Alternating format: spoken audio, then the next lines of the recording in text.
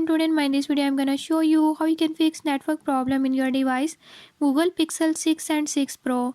In this device Google Pixel 6 and 6 Pro, if your mobile data is not working, I'll tell you a few tips and tricks that you can use to fix it. Before we start, if you are new to my channel, don't forget to subscribe and press bell icon. Watch complete video and learn how you can fix it. Let's go.